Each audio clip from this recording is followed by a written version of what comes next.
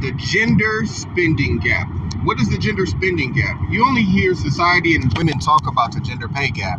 Well, even though men do make more money, women actually control a significant amount of spending, but we only focus on the earnings. When you adjust hours worked, women make 99 cents for every dollar that men make. Now, what we don't talk about is for every dollar that a man spends, a woman spends $2.69.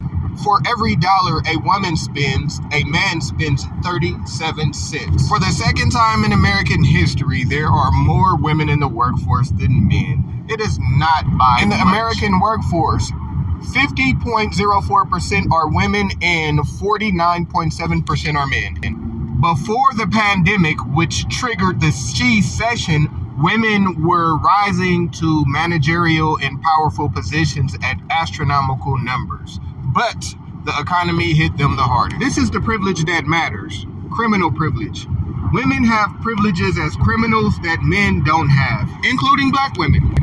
Did you know that in America, black women get lower sentences than white women? And they get sentences 50% less harsh than black men. Black men get sentenced 19% harsher than white men, and black women get sentenced 30% less harsher than white men. But black women are the face of oppression in the black community. How? Statistically, it doesn't make sense. Then, of course, we have the income to debt gender gap. Now, the income to debt ratio is the most overlooked aspect of dating that needs to be evaluated.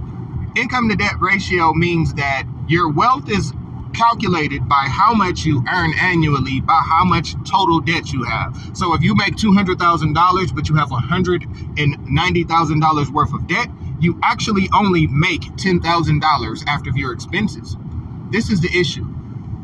In the black community, black women have a 76% income to debt ratio, meaning that for every dollar that she earns, she owes 75 cents.